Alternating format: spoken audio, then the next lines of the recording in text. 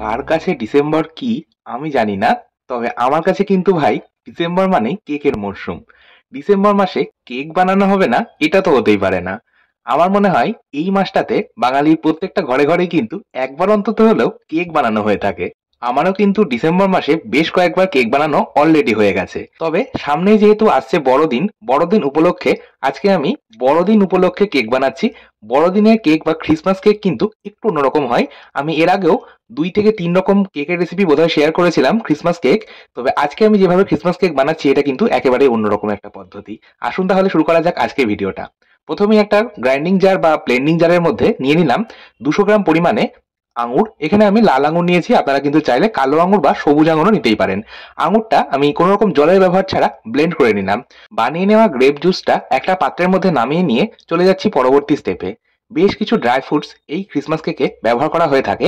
আমি এখানে অনেক রকম ড্রাই ফ্রুটস একবারে গুছিয়ে নিয়েছি। কি কি নিয়েছি সেগুলো আমি বলে দিচ্ছি।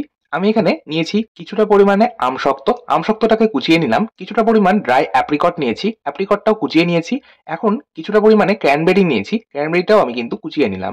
কিছুটা পরিমাণ চেরি ফল নিয়েছি, চেরি ফলটাকেও কুচিয়ে নিচ্ছি। আচ্ছা, ক্রিসমাস কেকে প্রধান একটা ড্রাই ফ্রুট যেটা ব্যবহার করা হয়ে থাকে, যেটা বাচ্চা থেকে বড় সকলেই কিন্তু পছন্দ করে, সেটা হলো মোরব্বা।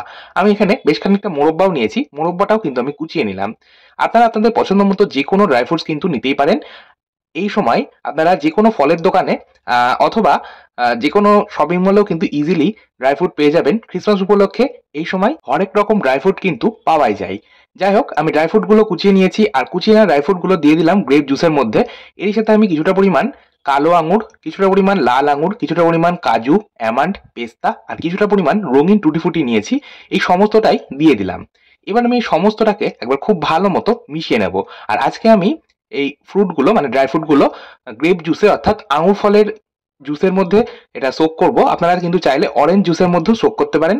অরেঞ্জ জুসে সোক করে কিভাবে আপনারা ক্রিসমাস কেক বানাবেন তার উপর কিন্তু ভিডিও অলরেডি দেওয়া আছে, আপনারা একবার প্লিজ চেক করে নেবেন। আমি লিঙ্কটা ডেসক্রিপশন বক্সে দিয়ে দেবো।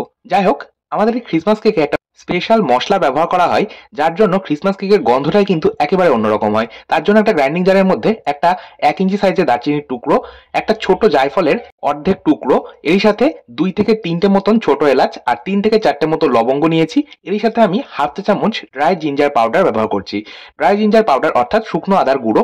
এই সময় আপনারা কিন্তু ইজিলি শুকনো আদা গুঁড়ো বা গোটা শুকনো আদা পেয়ে যাবেন বাজারে। যাই হোক, এই সমস্তটা আমি একবার গ্রাইন্ডিং জারের মধ্যে দিয়ে গ্রাইন্ড করে নিলাম বা পাউডার বানিয়ে নিলাম। আমাদের ক্রিসমাস কেকের জন্য স্পেশাল মশলা একদম তৈরি। এই মশলাটা ব্যবহার করলে আপনারা কিন্তু একদম দোকানে বা বাজারে যেমন ক্রিসমাস কেক পাওয়া যায় সেই রকম টেস্ট বা গন্ধ আপনারা অবশ্যই পাবেন। যাই হোক, চলে যাচ্ছি পরবর্তী স্টেপে। ক্রিসমাস কেক দেখবেন একটু লালচে রং হয়ে থাকে, সেই কালারটা আনার জন্য আমরা ক্যারামেল সস তৈরি করব। তার জন্য গ্যাস বার্নার অন করে কড়াইয়ের মধ্যে দিয়ে দিলাম 1/4 কাপ পরিমাণে চিনি অর্থাৎ ৪ টেবিল চামচ চিনি।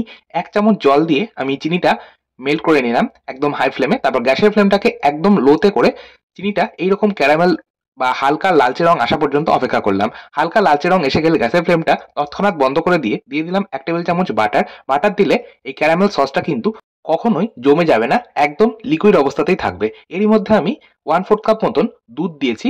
দুধটা দিয়েও আমি কিন্তু মিশিয়ে নিলাম। দুধের পরিবর্তে আপনারা চাইলে জলের ব্যবহার করতে পারেন। তৈরি হয়ে গেল ক্যারামেল সস। এটা একটা আলাদা পাত্রের মধ্যে নামিয়ে নিচ্ছি আর সম্পূর্ণ ঠান্ডা করে নিচ্ছি। এখন ওই একই কড়াইয়ের মধ্যে দিয়ে দিচ্ছি ১ কাপ পরিমাণে দুধ। দুধটা কিন্তু আমি আগে জাল দিয়ে ঠান্ডা করে রেখেছিলাম। আচ্ছা, এরই মধ্যে দিয়ে দেব হাফ কাপ পরিমাণে চিনি আর এরই সাথে ব্যবহার করব হাফ কাপ পরিমাণে বাটার বা মাখন। আমি এখানে সম্পূর্ণটাই কিন্তু মেজারিং কাপ হিসেবে পরিমাণগুলো নিচ্ছি। আপনারা অবশ্যই যে কোনো নির্দিষ্ট একটা কাপ, বাটি বা গ্লাস মেপে সমস্ত উপকরণগুলো নিয়ে নেবেন। আচ্ছা, এর মধ্যে আমি যে স্পাইস মিক্সটা বানিয়ে রেখেছিলাম মানে যে মশলার গুঁড়োটা বানিয়ে রেখেছিলাম সেটা দিলাম। আর দিলাম হাফ চা চামচ পরিমাণে ভ্যানিলা এসেন্স। আপনারা একদম দোকানের মতন বা বাজারে কেনা কেকের মতন যদি টেস্ট আর গন্ধ আনতে চান, অবশ্যই খুব সামান্য একটু ভ্যানিলা এসেন্স ব্যবহার করবেন। শুধুমাত্র মশলা ব্যবহার করলে কিন্তু ক্রিসমাস কেকের ফ্লেভার বা টেস্টটা কিন্তু একদম আসবে না যেমন দোকানে বা বাজারে পাওয়া যায়। সামান্য একটু ভ্যানিলা এসেন্স অবশ্যই দিতে হবে। যাই হোক, সমস্তটা আমি মিশিয়ে নিলাম। আর দেখুন বয়েল আসতে শুরু করেছে, গ্যাসের ফ্লেমটাকে বন্ধ করে নিলাম। এই দুধটা কিন্তু জাল দিয়ে ঘন করার কোনো প্রয়োজন নেই। জাস্ট একটা বয়েল আসলে চিনিটা সম্পূর্ণ মিশে গেলে গ্যাসের ফ্লেম বন্ধ করে দিতে হবে আর দুধটাকে ঠান্ডা করে নিতে হবে। এখন সম্পূর্ণ ১ ঘন্টা পর আমি কেকের ব্যাটারটা বানানো শুরু করছি। একটা বড় পাত্রের মধ্যে দিয়ে দিলাম হাফ কাপ পরিমাণে নরমাল টেম্পারেচারে থাকা টক দই। অবশ্যই দই যদি ফ্রিজে থাকে আপনারা নর্মাল রুম টেম্পারেচারে আনার পর তারপর ব্যবহার করবেন। এরই মধ্যে আমি 1/4 কাপ পরিমাণে অর্থাৎ 4 টেবিল চামচ পরিমাণে রিফাইন্ড অয়েল ব্যবহার করেছি। এবার এই সমস্তটা আমি মিনিট 2 সময় ধরে খুব ভালো মতো মিশিয়ে নিলাম বা ফেটিয়ে নিলাম। এই দই আর তেল 2 থেকে 3 মিনিট ফেটিয়ে নেওয়ার পর লক্ষ্য করবেন এই দই আর তেলের মিশ্রণটা কিন্তু একটা বেশ ক্রিমের স্ট্রাকচারে চলে এসেছে। আচ্ছা, এবার আমি দিয়ে দিলাম ওই যে দুধের মিক্সচারটা বানিয়েছিলাম সেই দুধের মিক্সচারটা সম্পূর্ণটাই দিয়ে দিলাম। আর দুধের মিক্সচারটা এখন কিন্তু একদম হালকা গরম অবস্থায় রয়েছে। একটা আঙুল যখন আপনারা দুধের মধ্যে দেবেন দেখবেন আপনাদের আঙুল কিন্তু সেই তাপটা সহ্য করতে পারবে। এরকম হালকা গরম দুধ দিয়ে আমি কেকের ব্যাটারটা তৈরি করব, তাহলে কেকটা খুব সুন্দরভাবে ফুলে উঠবে। এবার আমি এই দুধের মিশ্রণটা দিয়েও আরো মিনিট 3 সময় ধরে ফেটিয়ে নিলাম। এই ফেটানোর উপরে কিন্তু নির্ভর করবে কেকটা কতটা পারফেক্ট হবে, কতটা ফ্লাপি হবে আর কতটা ফুলবে। তাই খুব ভালো করে 5 থেকে 7 মিনিট সময় ধরে এটা ফেটিয়ে নিতে হবে। সম্পূর্ণটা ফেটিয়ে নেওয়ার পর একটা বড় ছাঁকনির মধ্যে নিয়ে নিলাম 2 কাপ পরিমাণে ময়দা। আমি আবারও বলছি আমি মেজারিং কাপ মেপে সমস্ত উপকরণ ব্যবহার করছি। আপনারা কিন্তু চাইলে যেকোনো নির্দিষ্ট একটা কাপ, বাটি বা গ্লাস মেপে সমস্ত উপকরণগুলো নিতে পারেন। ময়দাটা চেলে নেওয়ার পর ওরই মধ্যে আমি 1/2 কাপ পরিমাণে গুঁড়ো দুধ ব্যবহার করেছি।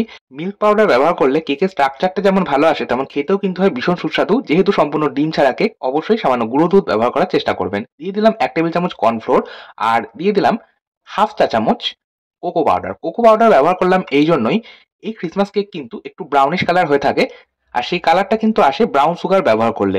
তবে সবসময় ব্রাউন সুগার কিন্তু হাতের কাছে থাকে না, তো সেই জন্যই আমরা ঘরে থাকা যে চিনি আমরা ডেলি ইউজ করি সেই চিনিটাই আমরা এই কেক বানাতে ব্যবহার করছি।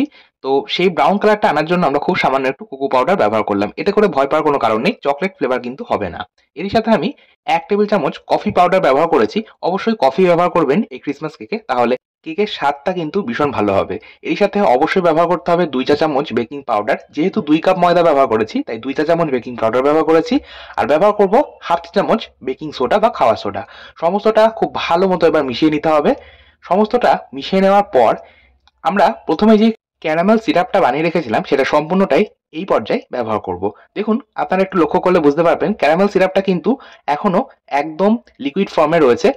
এটা কিন্তু জমে যায়নি, সেটা কিন্তু শুধুমাত্রই হয়েছে বাটার ব্যবহার করার কারণে। যাই হোক, এরই মধ্যে আমি ওই যে 1 ঘন্টা আমি ড্রাই ফ্রুটগুলো গ্রেপ জুসের মধ্যে সোক করে রেখেছিলাম, সেই সোক করে রাখা ড্রাই ফ্রুটটাও দিয়ে দিলাম। এবার এই সমস্তটাকে একবার খুব ভালো মতো মিশিয়ে নিতে হবে, তাহলেই আমাদের কেকের ব্যাটার মোটামুটি তৈরি হয়ে যাবে। এর মধ্যে আরো একটা উপকরণ ব্যবহার করব, তবে সেটা কিন্তু একদম সব শেষে। আমরা চলুন সেই ফাঁকে আমরা মোল্ডগুলো রেডি করে নেব। কেক মোল্ডের মধ্যে আজকে আমি কেক তৈরি করব। এর পাশাপাশি কিছু স্টিলের বাটি নিয়েছি। স্টিলের বাটির মধ্যে আপনারা চাইলে কেক তৈরি করতে পারেন যদি কেক মোল্ড না থাকে, অথবা স্টিলের টিফিন বক্স বা আপনারা চাইলে কিন্তু চা খাওয়ার কাপের মধ্যে, অথবা অ্যালুমিনিয়াম যে বক্সগুলো আপনারা মাঝে সাঝে খাবার প্যাকিং এর জন্য ব্যবহার করেন তার মধ্যেও কিন্তু আপনারা কেক অবশ্যই বানাতেই পারেন। তবে অবশ্যই যে পাত্রের মধ্যে কেক বানান না কেন আপনারা বাটার পেপার বা বেকিং পেপার ব্যবহার করবেন। আর যদি বাটার পেপার বা বেকিং পেপার ব্যবহার না করতে চান সেক্ষেত্রে আমার মতন এইভাবে সামান্য একটু তেল ব্রাশ করে নিয়ে ওপর থেকে একটা ময়দার কোটিং বানিয়ে নেবেন, তাহলে কেকটা কিন্তু কখনোই নিচে লেগে যাবে না। সমস্ত মোল্ড রেডি করে নেওয়ার পর কেকের ব্যাটারের মধ্যে ওই যে বলেছিলাম আরো একটা উপকরণ ব্যবহার করব, সেটা হলো হোয়াইট ভিনিগার। ভিনিগার ব্যবহার করলে কেকটা কিন্তু ভীষণই সুন্দরভাবে ফুলে ওঠে, যেহেতু কোনো রকম ডিমের ব্যবহার এতে করা হয়নি। আমি 1 চা চামচ হোয়াইট ভিনিগার দিয়ে মিশিয়ে নিলাম। আমাদের কেকের ব্যাটার একদম তৈরি। এবার আমি এই কেকের ব্যাটারটা প্রত্যেকটা মোল্ডের মধ্যে ঢেলে দেবো। আর অবশ্যই একদম ভর্তি করে আপনারা কেকের ব্যাটারটা ঢালবেন না মোল্ডের মধ্যে, কারণ আমরা সকলেই জানি কেক যখন আমরা বেক করব, বেক করার পর দেখবো কেক কিন্তু ফুলে ডাবল সাইজ হয়ে গেছে। আচ্ছা, কিছুটা পরিমাণ ড্রাই ফ্রুটস যেটা আমরা সোক করে রেখেছিলাম সেটা কিছুটা পরিমাণ আমি বাঁচিয়ে রেখেছিলাম, এইভাবে ওপর থেকে ছড়িয়ে দেবো তাতে দেখতে খুব সুন্দর লাগে। যাই হোক, আমার কেকের মোল্ড একদম রেডি। এবার আমি এইভাবে একটু ট্যাপ করে নেবো যাতে কোনো রকম এয়ার বাবলস ক্রিয়েট না হয়। যাই হোক, এবার আমি ওটিজি ওভেনে কেকটা আজকে বেক করে দেখাবো। আজকে আমি ওটিজি ওভেনে কেক বেক করছি। আপনারা কিন্তু চাইলে কড়াই বা প্রেসার কুকারেও কেক বেক করতে পারেন। কড়াই বা প্রেসার কুকারে কিভাবে কেক বেক করতে হয় তার উপরেও কিন্তু ভিডিও আমার দেওয়া আছে, আপনারা চাইলে একবার চেক করে নিতে পারেন। ওটিজি ওভেন আমি 180 ডিগ্রি টেম্পারেচারে প্রথমে 10 মিনিট প্রেহিট করে নিয়েছিলাম। এখন মোল্ডগুলো দেওয়ার পর আমি ওটিজি ওভেনের টেম্পারেচারটা রাখলাম 180 ডিগ্রিতেই। আর এটা আমি মোটামুটি 40 থেকে 50 মিনিট বেক করব। 50 মিনিটের মধ্যেই কিন্তু কেক সুন্দরভাবে তৈরি হয়ে যায়। তবে আমি 30 মিনিট কেকটা বেক করে নেওয়ার পর ওই যে ছোট বাটিগুলো আমি বসিয়েছিলাম সেই বাটিগুলো বের করে নিলাম। বাটিগুলো কিন্তু যেহেতু ছোট ছোট সাইজ, তো সেই জন্যই কিন্তু ওই বাটির কেকগুলো খুব দ্রুত তৈরি হয়ে যায়। 30 মিনিট পর আমি কেকের বাটিগুলো বের করে নিয়েছিলাম। তবে আহ, কেক মোল্ড কিন্তু আমি বের করিনি। কেক মোল্ডটা সম্পূর্ণ 50 মিনিটেই তৈরি হয়েছে, মানে কেক মোল্ডের কেকটা 50 মিনিটেই তৈরি হয়েছে। যাই হোক, সম্পূর্ণ 50 মিনিট পর আমি এবার কেকের ওপর থেকে এইভাবে আমি যে গ্রেপ জুসটা ছিল সেই গ্রেপ জুসটা কিছুটা আমি এইভাবে ব্রাশ করে দেবো, এতে করে কেকের ওপরটা ভীষণ ময়েস্ট থাকবে আর ভীষণ সফট হবে। যাই হোক, আমার কেকগুলো এবার আমি সম্পূর্ণ ঠান্ডা করে নেব। সম্পূর্ণ ঠান্ডা করে নেওয়ার পর কেকগুলো আমি আনমোল্ড করব। একটা ছুরি দিয়ে এইভাবে চারিপাশে একটু কাট লাগিয়ে নিলাম, এতে করে খুব অনায়াসে মোল্ড থেকে কেকটা বেরিয়ে আসবে। দেখুন কেকটা কিন্তু খুব সুন্দরভাবে মোল্ডের মধ্যে থেকে বেরিয়ে এলো, আর কেকটা কতটা ফুলেছে আপনারা দেখেই বুঝতে পারছেন। এবার আমি কেকটা কেটে দেখাবো। আপনারাও ঠিক এইভাবে কেক বানিয়ে দেখুন। আশা করছি আপনাদের প্রত্যেকের কিন্তু ক্রিসমাস কেক বা বড়দিনের কেক ভীষণ ভালো হবে। আর কেকগুলো কিন্তু খেতেও ভীষণই সুস্বাদু হয়। আপনারা এইভাবে অবশ্যই একবার বানিয়ে আমাকে কমেন্ট বক্সে জানাতে পারেন কেমন হয়েছে আপনাদের ক্রিসমাস কেক। আর ক্রিসমাস কেক আপনারা এইভাবে কাপ মোল্ডের মধ্যেও বানাতে পারেন। ক্রিসমাস কাপ কেকগুলো কিন্তু খেতে ভীষণই সুস্বাদু হয়। এইভাবে আপনারা বানিয়ে দেখুন, আশা করছি আপনাদের প্রত্যেকের কিন্তু ভীষণ ভালো লাগবে। আজকের মতো তাহলে এই পর্যন্তই। আবার চলে আসবো নতুন কোনো ভিডিও নিয়ে, নতুন কোনো রেসিপি নিয়ে। আপনারা তাহলে সঙ্গে থাকুন আর অবশ্যই ভালো থাকুন, সুস্থ থাকুন। ধন্যবাদ।